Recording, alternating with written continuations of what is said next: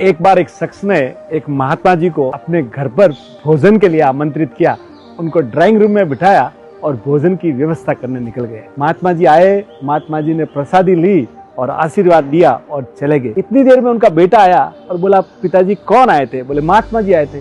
बोले, drawing room में मेरे बहुत सारे पैसे थे, वो अभी गायब है। तो पिताजी ने कहा कि देख, महात्मा जी बड़े सज्जन है, ऐसा काम महात्मा जी नहीं करेंगे। बात आके चली गई, 1 साल हो गया। तो उस शख्स ने महात्मा जी को वापिस अपने यहाँ भोजन के लिए आमंत्रित किया और जैसे ही ड्राइंग रूम में बिठाया, वो भोजन की व्यवस्था करने पास में चला गया।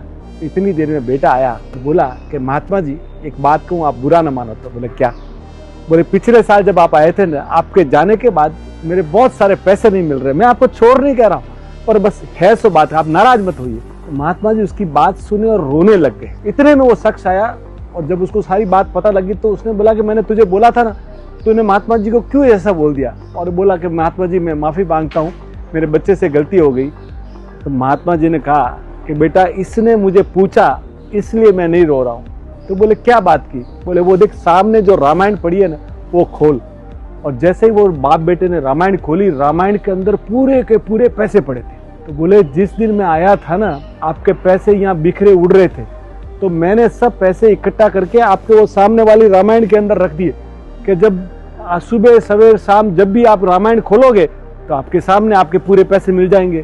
पर मुझे आंखों में पानी इसलिए आ रहा है कि पूरा साल बीत गया और आपने घर में रामायण नहीं खोली है। तो हमारा हाल भी यही है सर।